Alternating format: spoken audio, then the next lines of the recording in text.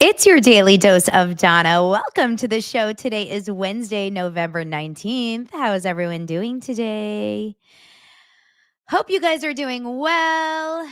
It's a gorgeous day here in Los Angeles. It's cold, it's crisp, it's sunny. It is a perfect fall day. We have a little break of rain between the storm, but the rain is going to be coming back. Here comes the rain again. You guys, the other day I got a comment from someone saying, stop singing. And you know what happens when someone tells me to stop singing? I'll just keep going. When have you ever heard me stop doing something because you told me to stop? Never. Okay. I am a rebel. I'm a rebel. I was just, by the way, I'm pissed at StreamYard because they changed my freaking, they made it blue again. They always mess with me. Sick of it. Sick of them messing with me. They probably want me to stop singing too. So let me change my, my branding here again. If I can just figure it out real fast. Let me get back to my purple. You guys, I had such a fun morning. I'll tell you all about it on another podcast, an in-person podcast. It was really fun. And then we can talk about all kinds of things. We have all kinds of fun gossip to get to. We have Dancing with the Stars, Real House of Salt Lake City, some crazy BravoCon gossip that has just come out. Like really crazy BravoCon gossip that no one else has talked about. So we'll get into that. Blake Lively PR is just still coming out. The most insane, weird stories that keep popping out. Oh, and Jeffrey Epstein's pee-pee looks like a lemon, which I've never seen a pee-pee that looks like a lemon. Well, you won't get a lemon. Why is it that all the sick men have weird-looking peeps? I mean, we heard about Hitler the other day. Now we're hearing about Epstein. There must be some sort of prerequisite, right? There must be some sort of prerequisite when you have a sick brain that you also have a bad pee-pee. I also saw another article the other day about a serial killer that was found because of his micro pee. So this is something, okay? This is something out there. I also just saw that we have someone that is here for the first time. And aren't you glad? Hold on, let me try to find it. I just saw her, Alyssa. Alyssa, where are you, Alyssa? I just saw you saying, I'm here for the first time and now I can't find it. Oh my God, where is your comment? I always like to pull out people that are here for the first time. Yay, Alyssa Landrum, first live. Woo, woo, woo, woo. Micro penis. Welcome to the show, everyone. Welcome to the show. Everyone, make sure to hit subscribe. Make sure to hit like. And let's get into a really fun episode of Hump Day. Hump Day, hopefully not with the lemon. It's your daily dose of Donna.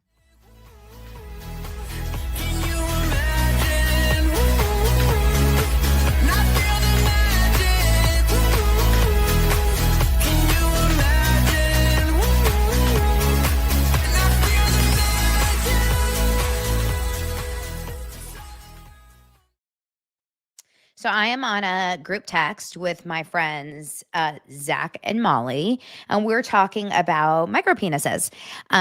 Really interesting group text. Very odd and embarrassing also. Thank God that I'm not going to be getting my phone confiscated at any time soon. But we were talking about, I can't even tell you, but I'll just give you a little bit of an idea. So Molly said, I can't stop thinking about Epstein's lemon-shaped penis. If you guys missed this morning, there was an article on, I think it was New York Post. I posted it on my stories because whenever there's an article about a sick man's pee-pee, I always think it's just an interesting story that I feel like everyone should know. You know, let's embarrass them even in the afterlife, you know? They should always be known as the man that had a bad, like They should just be known as that, right? Like no one should look back at him with anything fond to think about, right? So I'm going to let you guys know this is not a family show today, okay? Extremely deformed, the article says. Jeffrey Epstein had a tiny pee-pee shaped like a lemon. So where's Shannon Bedore when we need her? We don't have a lemon near us. Let me see. Is Lance still around? Lance, can you please bring me a lemon? Let's see if Lance is still around. I don't know if he's left to go to work yet today, but that would be really good for the show if he did have one. Now, that being said,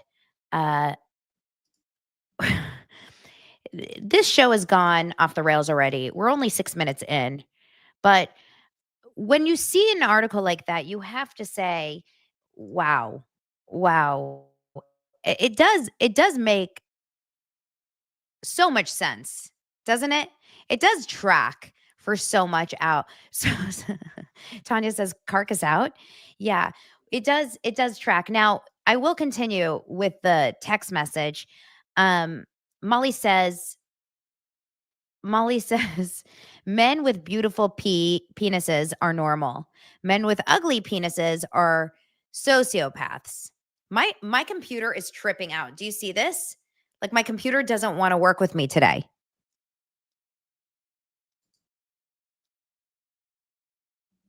My computer does not want to work with me today. It's like freezing because I'm talking about Epstein's pee-pee. Molly says men with ugly penises are sociopaths. That's pretty much what it comes down to, she says. The uglier the penis, the more the sociopathic tendency. I'm going to study this in law school. It will be my thesis, she says. And then Zach says, glad I'm very normal. Do you have one? Oh my God. There you go. Go ahead and grab it. Lance? What are you waiting for?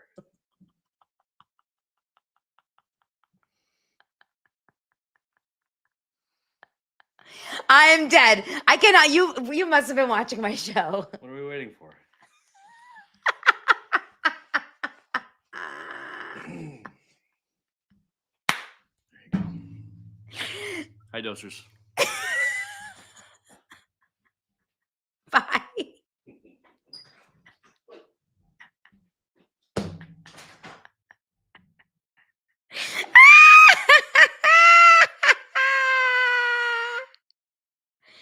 Oh my God. I think this is too big. How?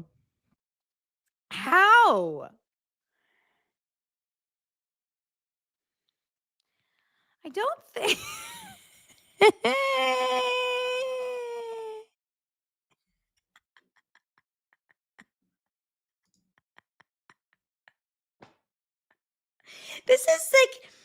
This looks like a massive situation.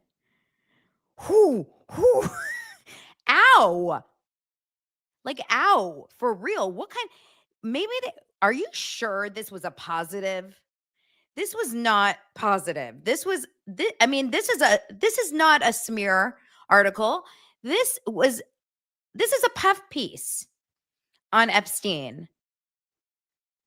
Yes, it's too girthy. No one wants.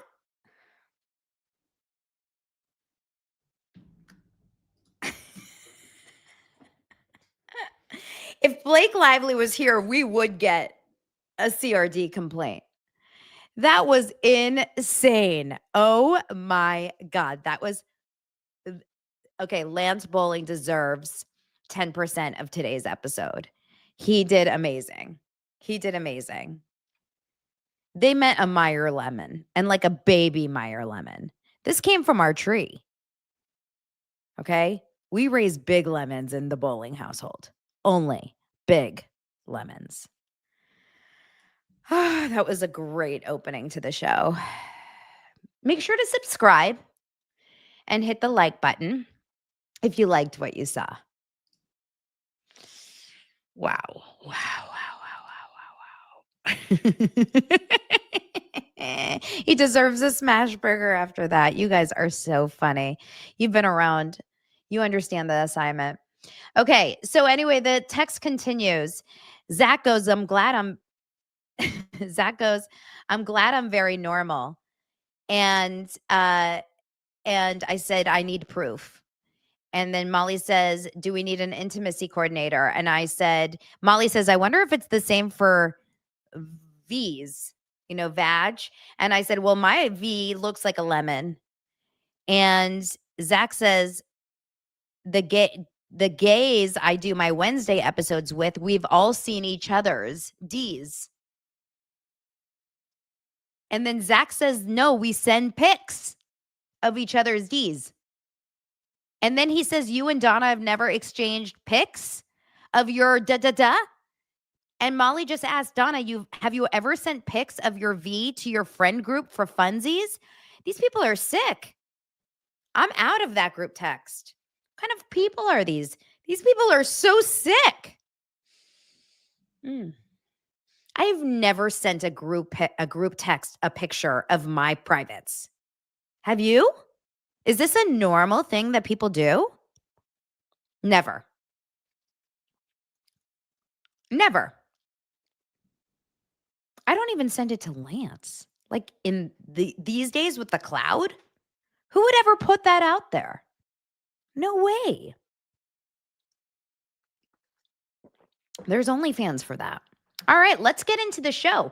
You guys, today's show is going to be really, really fun.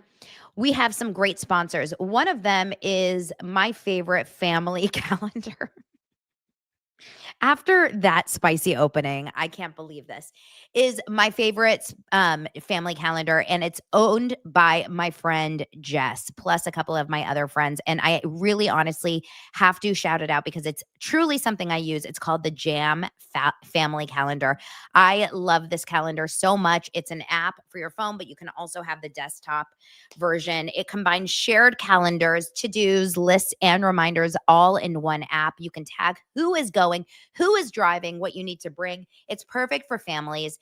They also have a secret shopping list, perfect for holiday shopping time. You can connect Google, Apple, and Outlook calendars, sports calendars, school calendars, and everything. It stays perfectly in sync. As someone that runs a family of 4 and all of our crazy calendars with so many different places to go, I constantly feel like I'm losing track of everyone's schedules. Jam is the only one that works. Anytime my family is like, can I do this? Can I go there? I'm like, check Jam. It's on Oliver's iPad, Dylan's phone, and lands to my devices. The Jam on It Assistant feature allows you to just forward emails like your newsletter from school. You just forward it to the Jam email address, and it adds all those dates for you.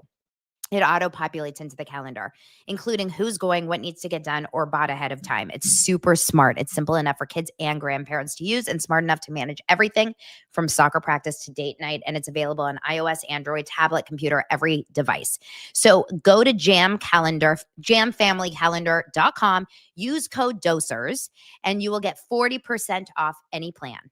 So just go to jamfamilycalendar.com, use code DOSERS. It's an early Black Friday deal just for you. All right, let's get into the story. I have so much to talk about. I can't believe Micah missed that whole opening. That was the best opening, I think, on the show so far. And we've had some really great openings, but that may have taken the lemon cake. You know what I mean? That took the lemon loaf. You're going to have to rewind that one, Micah. That was quite the show. Okay, so let's start off by first talking about Dancing with the Stars last night. Oh my God, Dancing with the Stars last night was shocking. And I didn't even watch it. I just watched clips. And the reason why it was so shocking, obviously we're going to talk about spoilers here, is because one of the top, in my opinion, who I thought was going to go home, top 2, I thought actually this person was going to win the show. I truly thought this person was going to win the show, and they ended up going home. I'm about to tell you in 3, 2, 1. Whitney Leavitt from Secret Lives of Mormon Wives went home last night. It was the biggest shocker, I think, so far on the show because she truly has, in my opinion, she has completely been the best dancer on the show. I mean, without a doubt, in my opinion, she has been the best dancer on the show. Robert Irwin is like the most likable, I think, and Whitney Leavitt lacks that likability, and I think that that's where she ended up going home. I talked to Lance about this yesterday because I was like, Lance, I think she actually got snubbed for a specific reason. Like there was something that I don't know. I feel like she got screwed. But here's the thing: Whitney lacks the likability. She is the villain on Mom Talk on Secret Lives of Mormon Wives. And that is going to take her down, I think. They aired the show. They started airing Secret Lives of Mormon Wives last Friday. And it happens to be that people voted her out exactly a week after that started airing. Is that intentional? I don't know. But it happened. Okay. I think there's a huge hate campaign against her online. If you're on Threads, if you're on Instagram, if you're on Twitter, you will find a ton of people that have made it their life's mission to vote her out. I don't know what's going on. However, I am not worried about this girl's career. She has so much going for her now. She is so talented. And now Chicago, the Broadway musical, reposted her on their own Instagram or TikTok last week after she did the Chicago dance. I have a feeling she has a Broadway music career ahead of her. I think she's going to be fine, in my own opinion. I think in my gut feeling, I think this show is gearing towards a Robert Irwin win. Irwin. I don't know why. I just have a strong feeling that this show is trying hard to bring Robert Irwin to the forefront of the show. And I don't know if it's intentional. I don't know if ABC wants to do something with Robert Irwin. I don't know if there's a Bachelor spinoff kind of happening or something, but something is going. Now, Alix Earle is my favorite. And I have loved watching Alix Earle on the show, and I think she's the most improved. However, we also have Zac Efron joining Dylan Efron for the first time last night. And that was a really big deal to get Zac Efron in there. And Dylan Efron is a real big fan favorite. But Dylan Efron, to me, lacks personality. And so, I'm a big personality person. I'm a former casting director. I care so much about the personality on these shows. And I think he lacks the personality. I just don't see it. So this part to me, I struggle with, but it was very cute to see Zac Efron there, who's his older brother, even though he's so much smaller than him. He's 38. Dylan is 33. And it was cute to get him finally in the ballroom to visit him. Look how cute his younger sister is too. I mean, come on. She is so darling. So obviously they share a dad. They don't share the same mom. And it was really cute to have Zac in the room. And there was a bunch of celebrities in the room yesterday as well. It was Prince night. We also had Stassi there. We had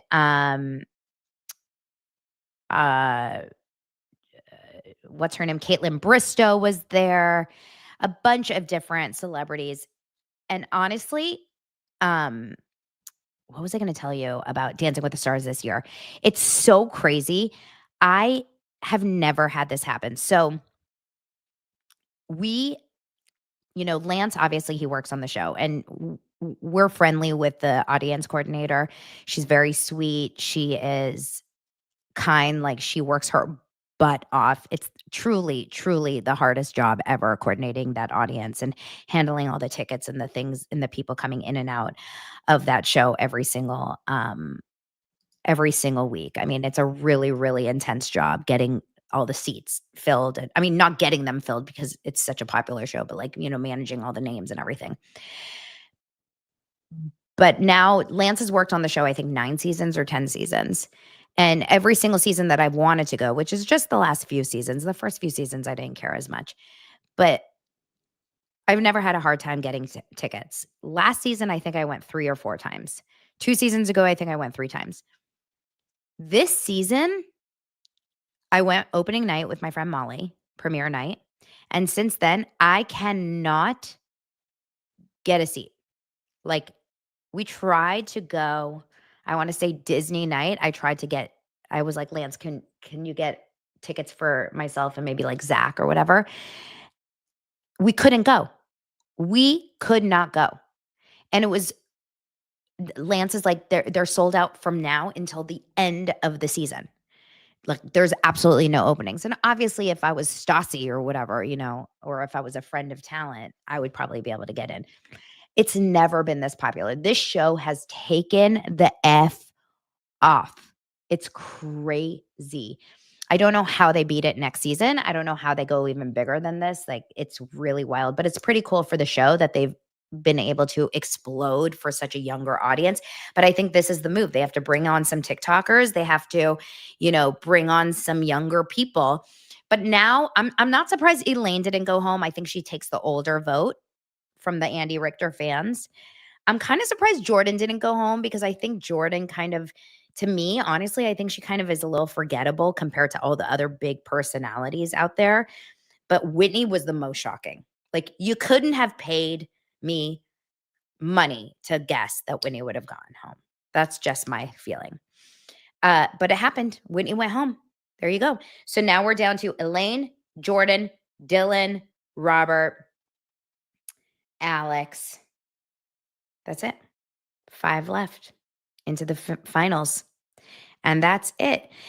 Wow.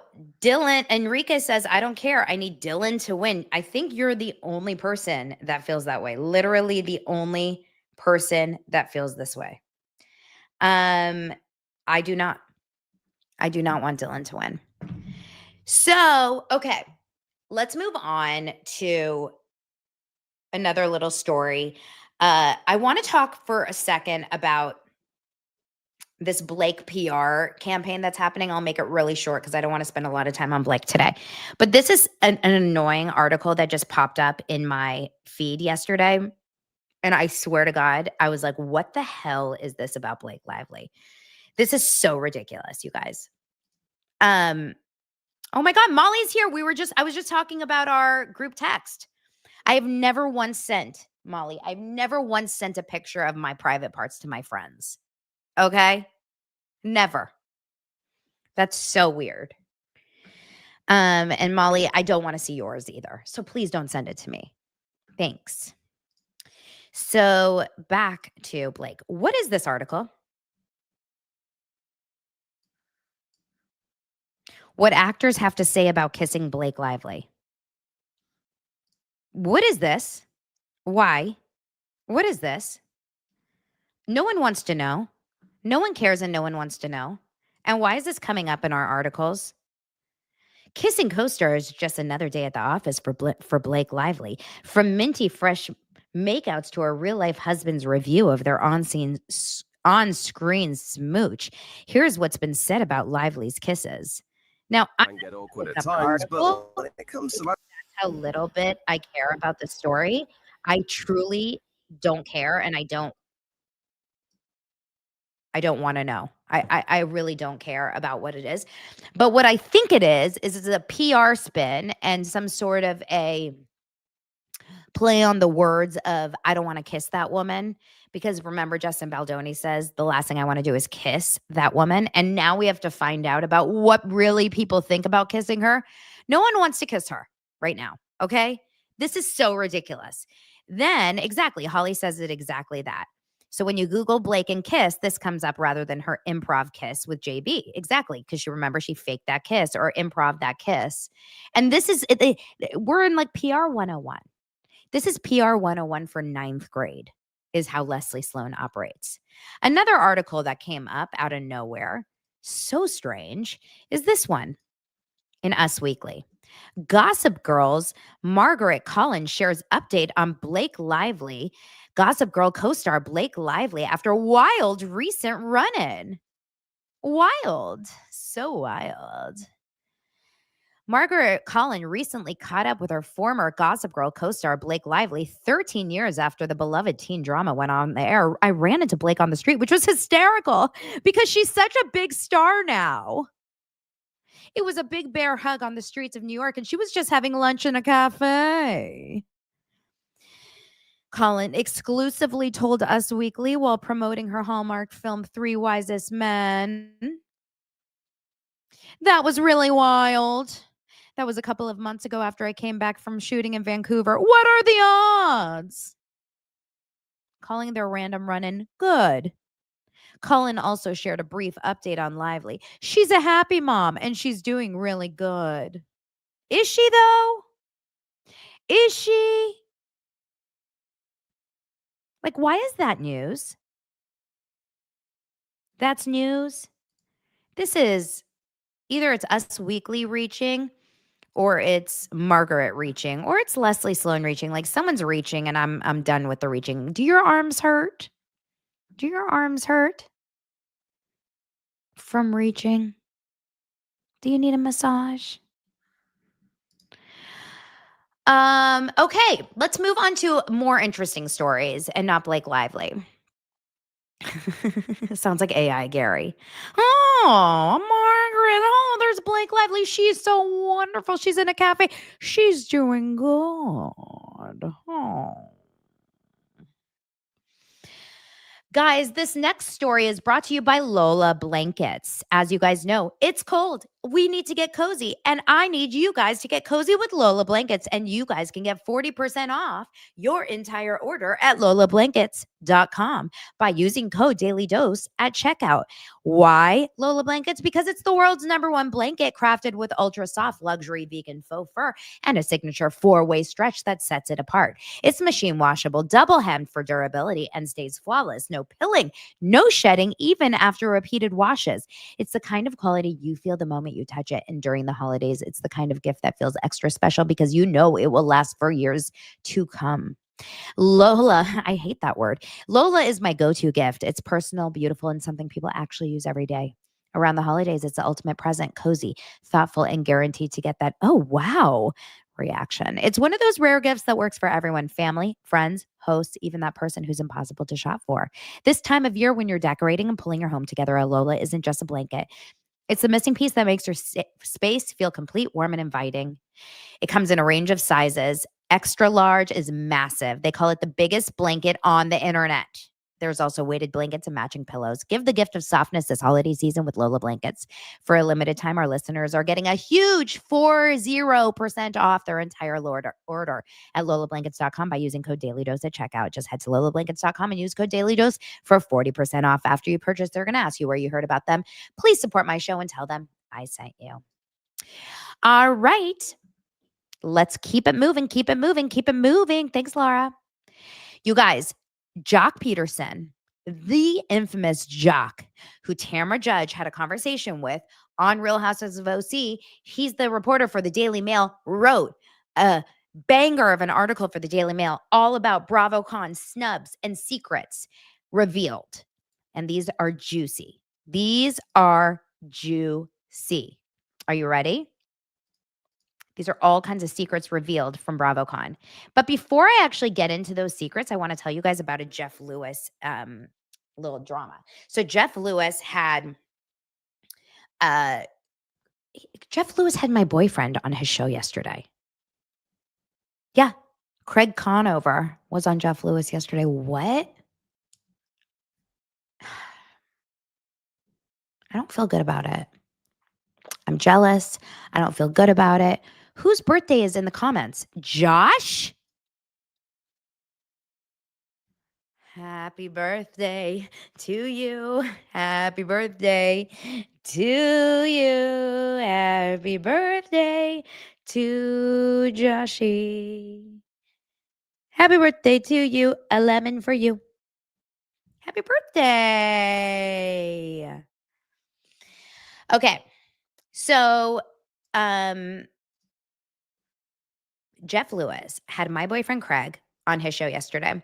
Now, I don't know if it was yesterday that he was talking about this or it was another episode, but he had on his show, he was talking about that panel. Remember, I talked to you guys about the panel when he was having, with Andy Cohen, and he was not getting a good response from Andy Cohen. And Andy Cohen was not loving his questions. He was not loving his questions. He was not loving all the things that he was saying on that show. He felt like, it was just like, it was bad vibes. It wasn't going well. He felt like he was getting bad energy. And then they ended up editing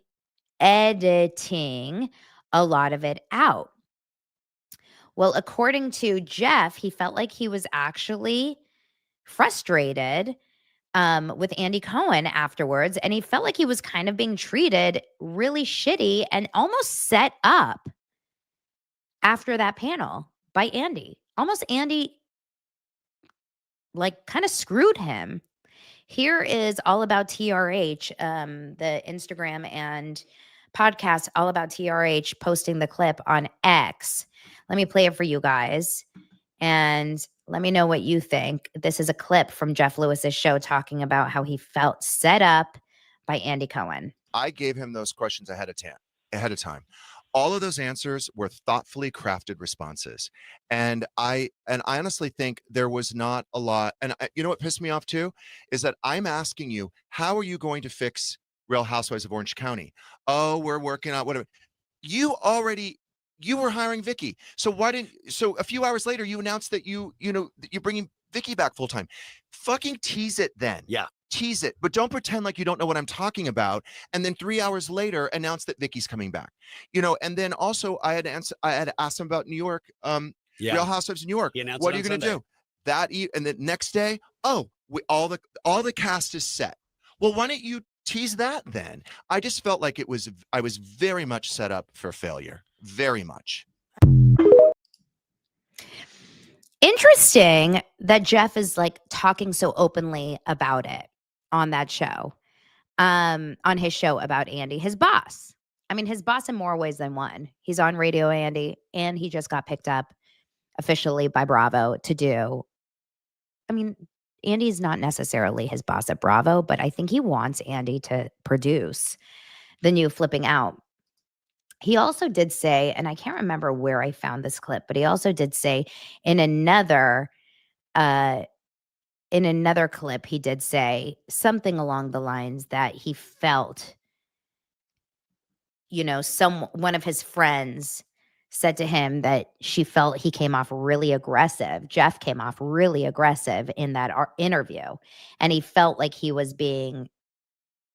almost looked like he was on drugs in that interview, and had, like, one of Jeff's friends said, if I didn't know that you were on drugs, I would have thought you were on drugs, because the way that you were asking questions during that interview felt very manic. You looked really aggressive, and it felt almost like you were, high on something. And Jeff said, this was in the interview with Craig and Madison, Jeff was like, I was on 2 Celsiuses, that caffeine drink. And I probably was really, like, high on caffeine. It was bad vibes. But also, if you go back and watch that Peacock interview, because you can watch it on Peacock, it's not full because they cut it, but Andy wasn't also in the best mood. There was something off, and I don't know exactly what it was. But if you're going to hire Jeff to do the panel, to ask you the questions, I do believe that you have to accept that Jeff is going to go there. You're not asking like a little wallflower type person to do your interview. You're asking Jeff Lewis. The reason why Jeff Lewis is Jeff Lewis is because he says he always goes there, but sometimes he does cross that line, and that's what gets him in trouble. So Holly says, I love Jeff, but he bombed BravoCon in his own head and awkward on more than one panel.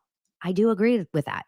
He has a line, and sometimes he pushes right to that line, and it's funny, but then he crosses that line, and that's where he gets himself in trouble. And the problem with that is that I have loved Jeff Lewis for years and years and years, and he crossed that line for me. And that's what turned me off on Jeff Lewis. I really, really, really wish I could get back into Jeff Lewis, because I miss listening to Jeff Lewis. I do. But every time I want to listen to Jeff Lewis, I am reminded of that feeling. And that is where I struggle with Jeff.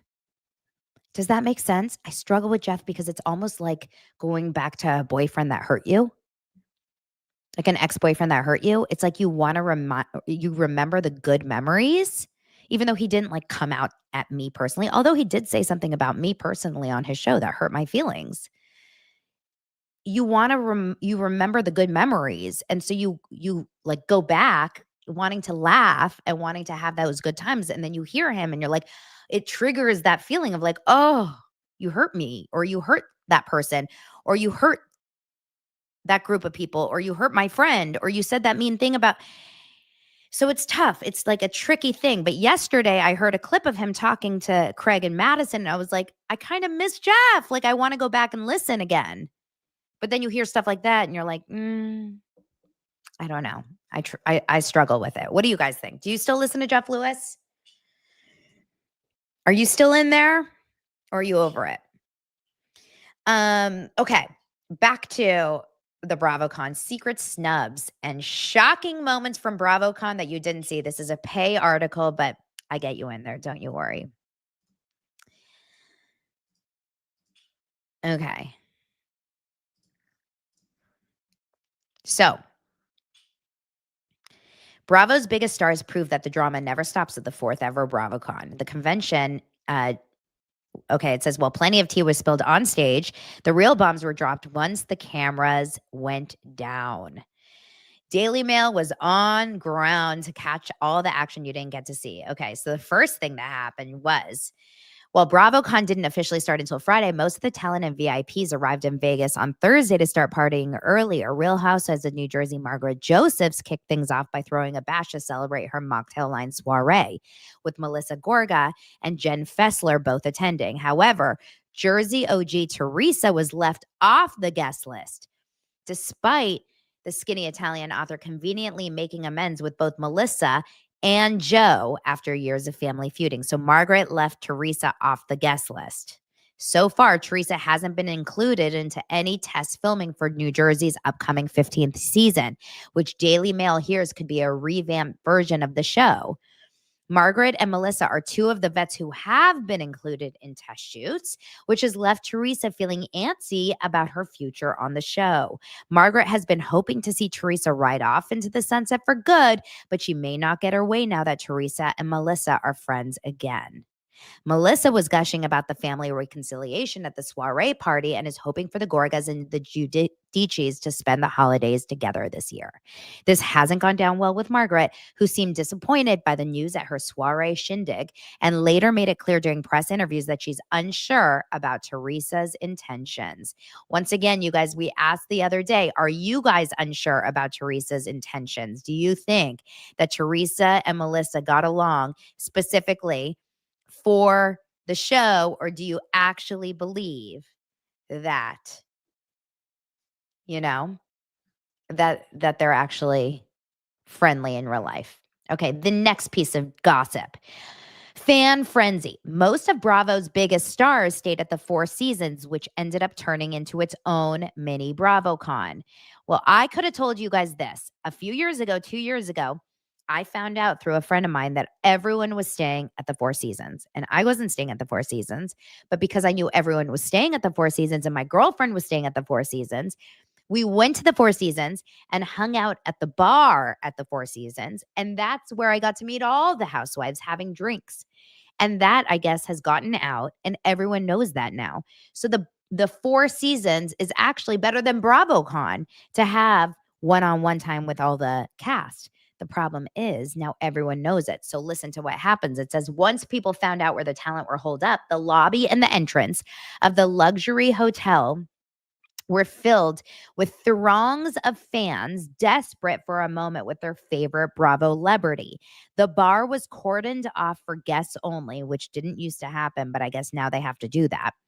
But some of the more diehard Bravo fans were clever enough to book a room at the Four Seasons, giving them almost unfettered access to everybody from the Real Housewives to the McPhee brothers.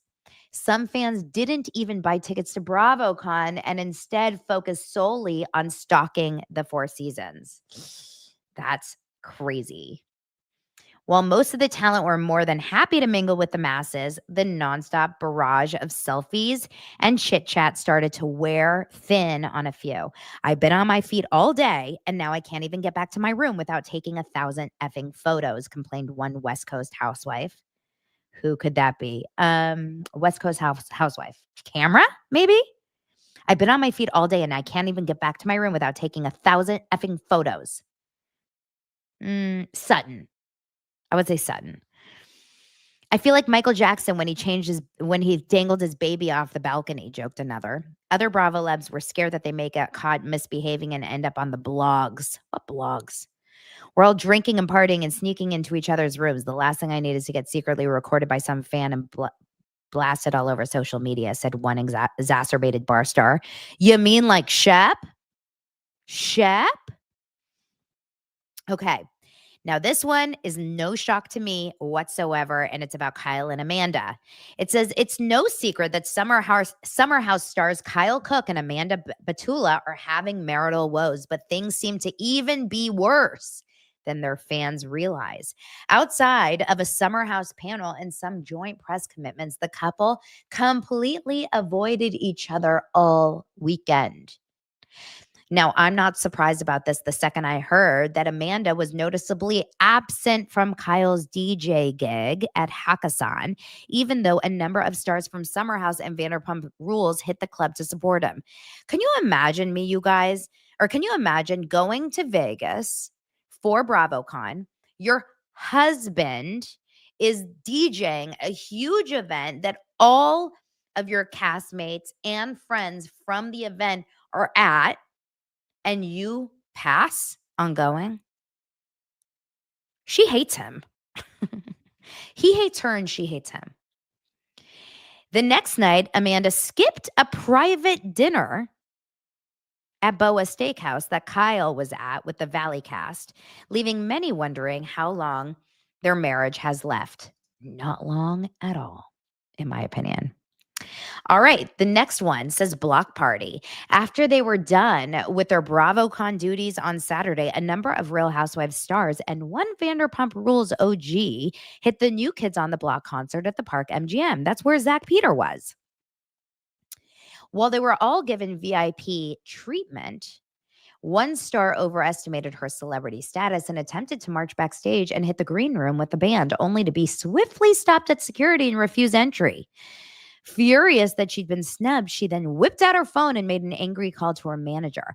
The star didn't make it to the NKOTB after party with Donnie Wahlberg and instead headed back to the Four Seasons to hang with her castmates at the bar. Well, in my sleuthing, I have found out that was Heather Dubrow, apparently. And Christina wants to remind everyone to say, can we please get some more likes? How many likes do we have? If we have under 100, that's it. I'm out. I'm out. If it's under 100, that's it. I'm out. I'm out. What are we at? If you say 78. Okay. Next. So Heather Dubrow was pissed. The final one, this is not the final one. This is obviously going to be about, this is even worse. What is this? Little Miss Sunshine. 67. No, 94. Okay, good. Yeah, let's up those likes, guys. Come on. Sweet Little Lies. One Orange County housewife, we all know who that is. She's in the picture right below, who has had some trouble with the truth. Her name's Katie. Got herself in hot water yet again. Nervous about being alone because she's on the outs with many of her co-stars, she invited some friends to join her at BravoCon with the premise of free hotel suites. She invited, so that they wouldn't have to pay for their stay. Get that. Imagine one pal surprised when he arrived in Vegas and discovered that the free room he'd been promised was no longer available. The controversial OC star then spent the weekend mingling with every Bravo celebrity she could find, making little time for her less famous friends. I want you guys to guess who that one's about. Want you guys to guess who that one's about. Shady, shady. And then the final one, which I don't love, but it says a nasty rumor. The truth behind one of the nastiest Real Housewives fights of 2025 was actually revealed backstage at BravoCon. One housewife shockingly accused one of her castmates of anti-Semitism during an off-camera spat during a cast trip. The incident was investigated by Bravo, but they found no merit to the claim and ultimately decided not to include it in the show in a bid to protect everybody involved. Most of the cast also thought that bringing up anti-Semitism was completely uncalled for and have rallied around the affected cast member in support. The aftermath of the incident is still being felt months after filming, and the feuding cast members were kept apart during BravoCon to prevent another explosive clash. I want you guys to figure out who you think that's about. Okay. Good thinking, Maddie. Meredith and Brittany. Nasty rumor. And it was about the plane incident. So the reason I think why we're all so confused, and this is a good kind of way to kind of get us into Salt Lake City. The reason why that whole plane incident on Salt Lake City is so confusing. Last episode was that plane, the flight back from the yacht back home. There was this flight, and we have no footage of this flight.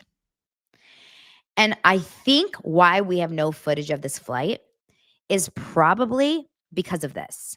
This is my guess.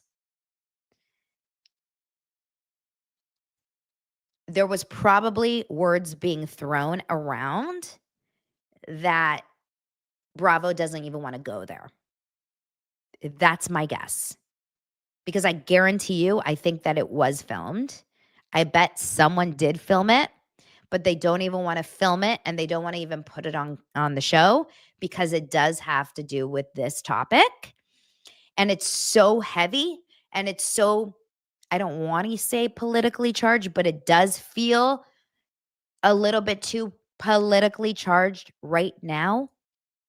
That it does feel, oh, thanks, Christina. That's great. That's a great reminder. Thank you. It does feel a little bit too big, too politically charged, too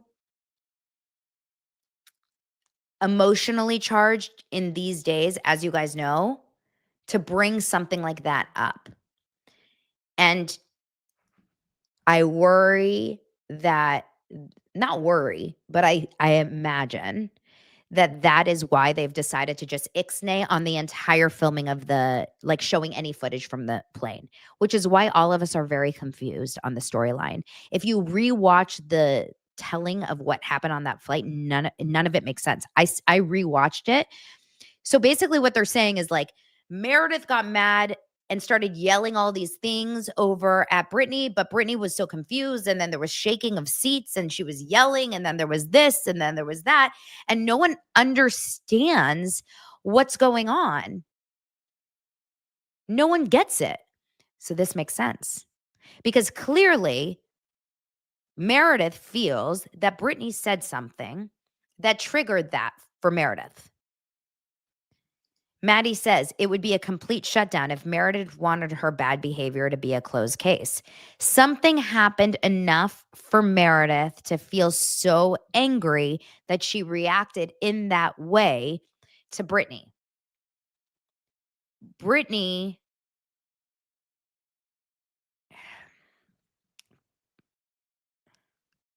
I'm dying to know what happened. But it's leaving a lot of unanswered questions. And I do worry that we're not going to get the answers because if Bravo doesn't want to go there, they're not going to go there on the reunion, you guys. I don't think that they're going to go there even on the reunion. You know what I mean? You can't bring up But I guess for anyone that was there, Susan says, could it be pill related? It's not pill related. Or like, was she on pills? Clearly, she felt Brittany said something anti-Semitic.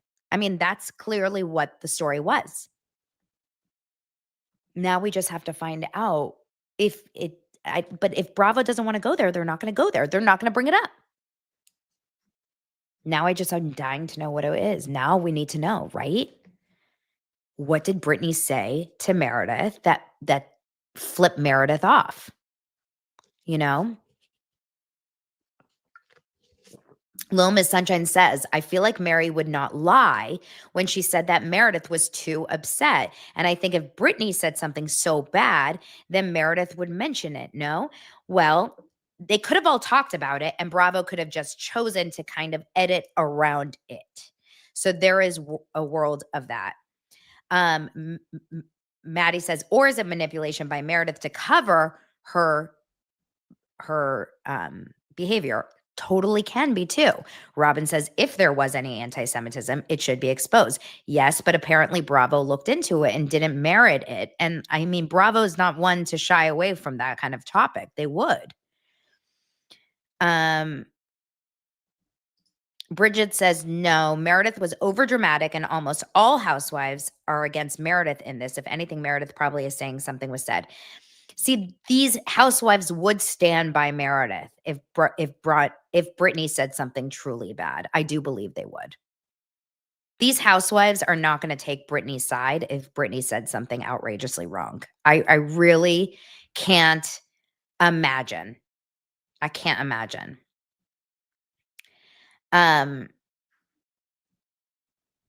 Meredith is very, very quick to turn. She's quick to anger. She's very sensitive. And also, I hate to just put it out there, but we've seen the show long enough to know that she's like sometimes a little like off her rocker. Lots of things piss her off. Brianna's new here, she says. Donna, do you cover any crimes? Kind of new here. Yes, I do. Yes, I do. I cover it all. I cover true crime. I cover court cases. I cover reality TV. I cover pop culture, and I cover Blake Lively's lies. Those are my content pillars. I cover it all. Okay. Speaking of, let's move on to talk about Real Housewives of Salt Lake City last night, because I was interested to talk about it only because Andy Cohen really teased it last night, saying next week's episode of Real Housewives of Salt Lake City is Micah, you're such a jerk. Donna is lying. She doesn't. Yeah, that's true. I am Blake Lively. I lie as well. So Real Housewives of Salt Lake City. So Andy Cohen teased it to, I think, Jeff Lewis in that panel, saying next week's episode of Real Housewives of Salt Lake City is one of my favorite episodes of Real Housewives ever. I was surprised to hear that. It definitely wasn't mine. It definitely wasn't like a standout episode of all time. It wasn't Scary Island vibes. It wasn't like The Boat in Cartagena. Like, this wasn't a groundbreaking episode. Were you guys surprised to hear that this was an episode that Andy Cohen deemed one of his favorite episodes of Real Housewives ever? I was waiting for it to be like that amazing. I think why he really liked it is because it was very real. There was a lot of real conversations. There was conversations about drug addiction with Mary and her son. There was conversations about religion because Mary went back to her church and did a sermon. There was conversations about affairs with infidelity, with Bronwyn talking to Todd in the most outrageous furniture room I have ever seen. When I tell you, and this is not a joke, the room, you guys, the room that Bronwyn and her husband Todd have is not okay. Okay? I'm going to show you this room. We know that there's something really wrong with them. I have never in my life seen a room like this. I want you guys to truly imagine living in this room. Okay? Forget the fact that we're talking about being married to Todd, because that's a whole other story. But I want you guys to imagine. Wait, how do I open this up? Open with preview. Okay, there we go. Hold on. I'm really making you guys work for this. Hold on. I want you guys to really imagine living. Seriously, Donna, get your shit together. Living in this room. For real. And it's not even like a joke room. It's not in a hotel. It's not like a funny thing. This is your house. What the is wrong with them? This is your life.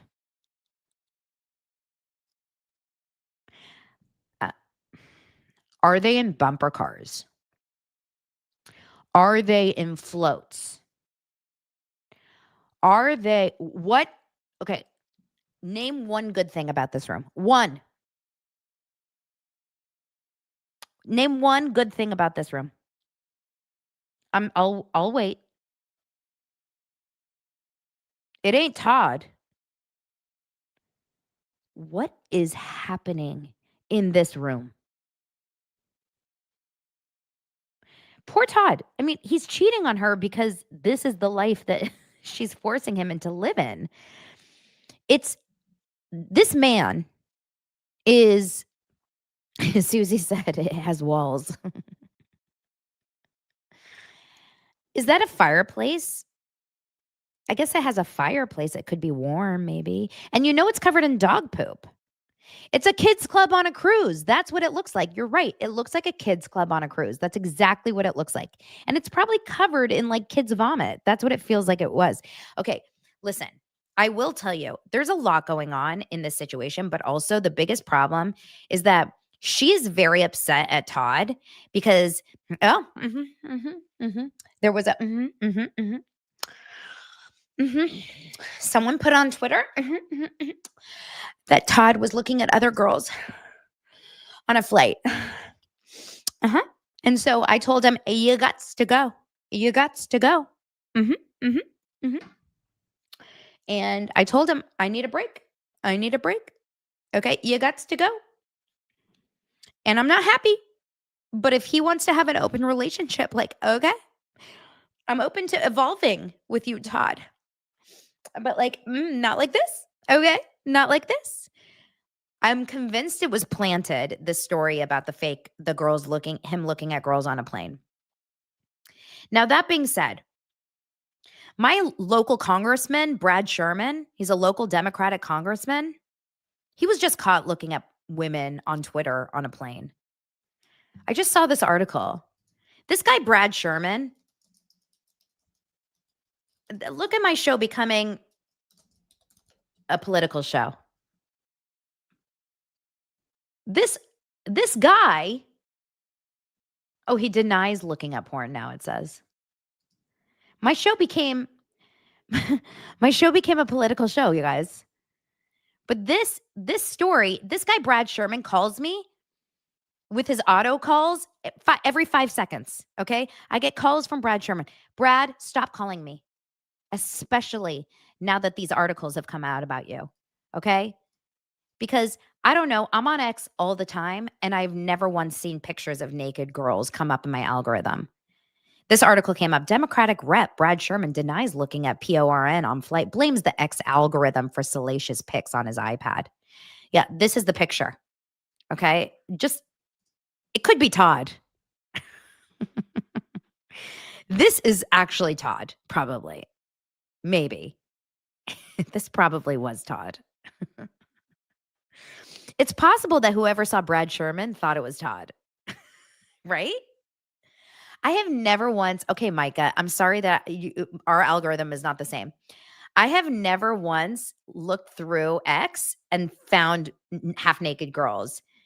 Literally, my X feed is not something you guys want to see because it's Blake Lively, Ryan Reynolds, and I don't even want to say the third thing, okay? But it's bad. It's bad. Wait, what is this? Donna, you are not kidding. I started my career as a paid intern at CBS. I schmoozed really hard and got a promotion just to, oh, you're talking about crowd. Oh, seat fillers for Dancing with the Stars. Okay, that was random. Cool. Oh, yes, I look at lemons. I'm like all about lemons on my X feed. No, it's just about, is Candace Owens okay? Because I'm worried about her brain. But anyway, yeah. So this is the picture that was taken of him. It's just naked girl after naked girl of Brad Sherman looking at naked girls. And like whoever's taking, look at this. This is sick. This is a sick picture. And he's denying it. He's like, oh, it's just my algorithm. It's just my algorithm. Like what who was sitting next to him that was like, snap, snap, snap. That's Todd. This is crazy. And look how he's looking, like with his mouth open. It's so gross. It's gross.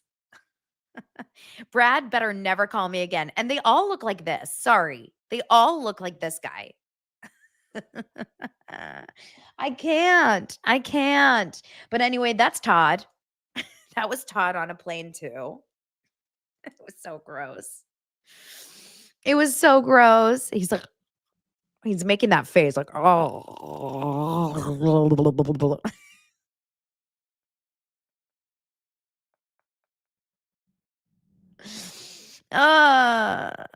Men are gross. Sorry, men. But then Todd, so they're having a conversation in the kids club room on the cruise ship. Sorry, her living room. And she's like, Todd, I love you. But like, I'm willing to evolve with you. What do you want me to do? Like, what should we do? Do you want to bring in other women to our bedroom? Do you want to have an open relationship? Like, it was the craziest conversation because she's sitting there and she's like, what do you want to do? And Todd is sitting like, if only I could show you. I mean, I really do want to find a clip of the scene because it was a crazy, crazy scene. And I'm sorry, but there's nothing about Todd that is handsome to me. There is nothing about Todd that is sexy. I just cannot visualize how in the world Bronwyn sleeps with him. I just don't see it. I have no idea how Bronwyn can do it. I just don't see it. But to each his own. And they're having this conversation and Todd is like, no, I like you, and I'm very happy with you, and I want to be with you, and this is gonna work out, and I just feel like it's gonna be I love you, okay? I love you, guys. I'm all about personality, so I'm okay if you're not perfect looking, like very much so. Okay. I'm not superficial like that. I've dated men that look like all kinds of things, but he doesn't even have the personality. Micah, that's Todd. That's Todd. Little Miss Sunshine, I would dry up like a prune. Prunes are wetter than I would be. Okay. Danny, I don't want to answer that. Oh, Todd or Cody Brown. Shit. You guys have to answer it with me. Todd or Cody Brown. Okay. I'm going to say Todd only because he's got the cash. I'm going to say Todd because he's got the cash. It's got to be Todd because he's got the cash. It has to be. Oh, it's got to be hard. It's going to be. Wow, a lot of you guys are with Cody. How many of you guys would rather Cody? Have you seen Cody lately? Are you guys okay? Are you guys okay? I'm worried about you.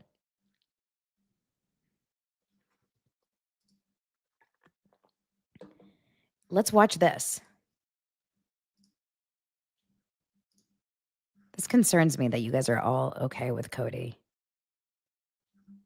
That was one of the finalists, TV personality Cody Brown. How are Nice you? to see you. There you go. That's your This has boyfriend. been a That's heavy Cody Brown, your experience boyfriend. for you because, I mean, it's kind of brought up all your past. Well, that's what they do, right? Isn't that what the gig is? It's they break you down. Is they're better gonna looking. Find you in every weakness, and I'm surprised they didn't pull me out because of that hair. I mean, did you see my hair? The hair, There, yeah, looks wow, good.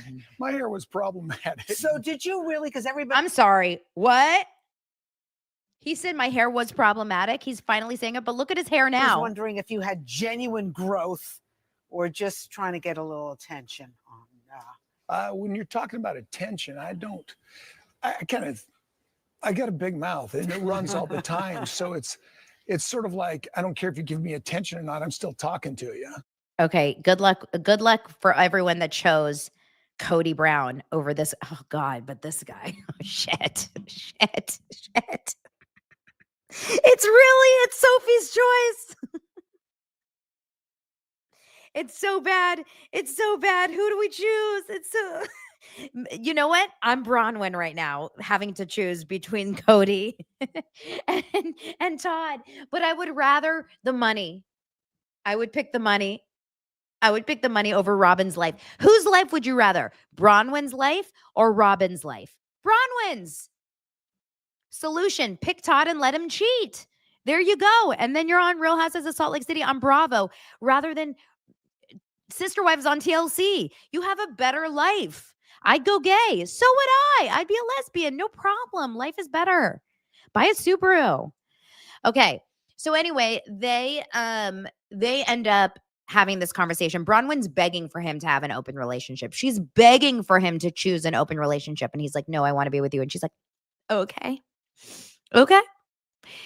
The other like kind of down to earth or like big conversation was Lisa Barlow and John Barlow. Now, Lisa Barlow is living in Delulu land. Okay. This is one thing this season is not a good season for Lisa. It is not a good season for Lisa Barlow. She's having a conversation with John Barlow about the relationship. She's like, we are not doing good.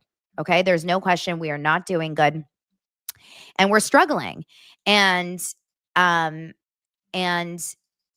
John is not fighting it. Normally, John is like, anything you say.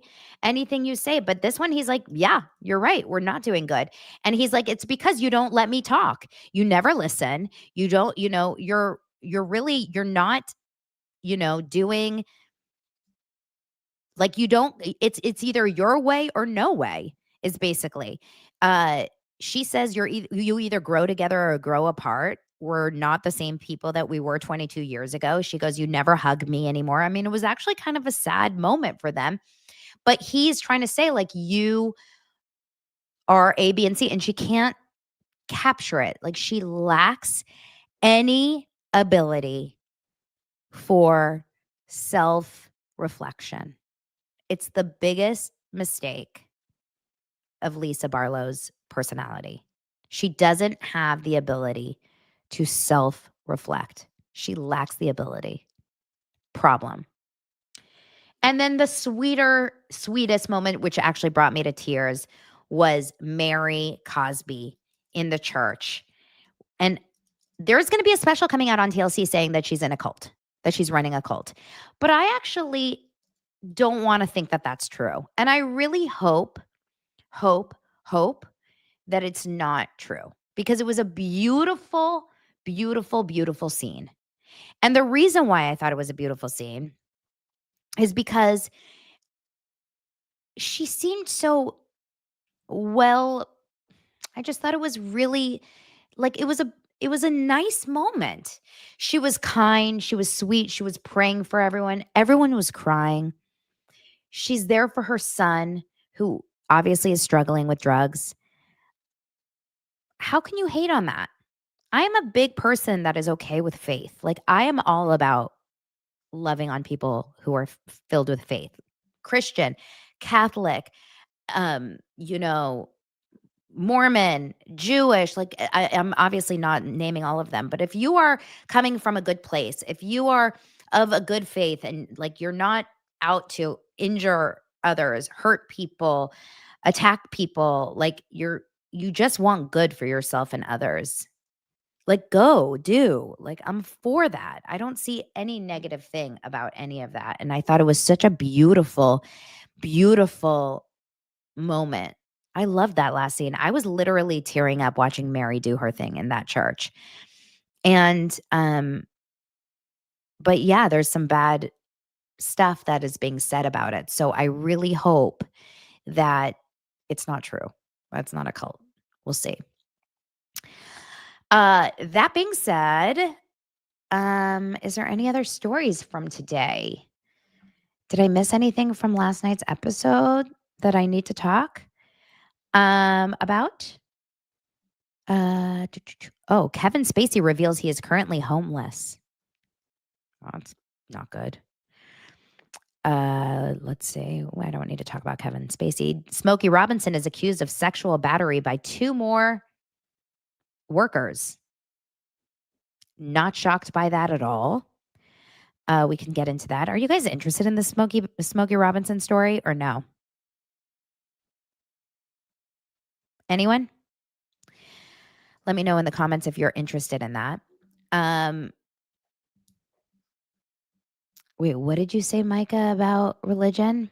As long as you have a good heart, I'm good with whatever you choose as religion. Yes, I agree completely about religion. You don't need to be religious for anything, but if you are religious, as long as you are a good person, that's all that matters. Smokey, yes, no, yes, no. Smokey Robinson owned the house that Kyle Richards currently lives in. That I know. Have I seen Smokey Robinson trying to pronounce Hanukkah? I'm pretty sure I have. I have to show you guys the funniest video before we leave today that my friend texted me today. It was so funny. Oh yeah, this is a really good video. Let's watch this really fast. I know that we shouldn't laugh about Smokey Robinson, but this is actually really freaking funny. Happy Chanukah. I have no idea what Chanukah is, but happy Chanukah because they said so. Anyway, God bless you, babe, and enjoy Chanukah. Have a wonderful time.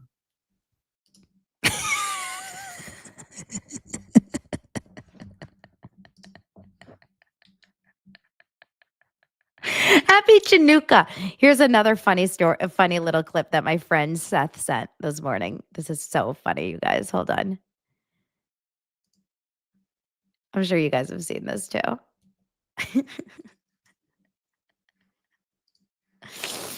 I feel like I just hang out with my friends when I do this show. Like, I really just do. Hold on. It says, well, this is awkward.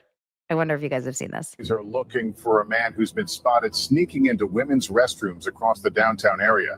Witnesses describe him as mid-40s, about 6 feet tall, wearing glasses, a trimmed beard, and a receding hairline. Police released this composite sketch earlier today. Authorities are looking for a man. The sketch is literally of him. It's his face. It's so good. All right, you guys, I love you. Thank you for subscribing and being here. I'll see you guys tomorrow on Thursday's episode. We've almost made it to the end of the week. I love you. I'll talk to you later. Subscribe and like this video. Thank you so much. Talk to you later on Daily Dose of Donna. I love you. Bye.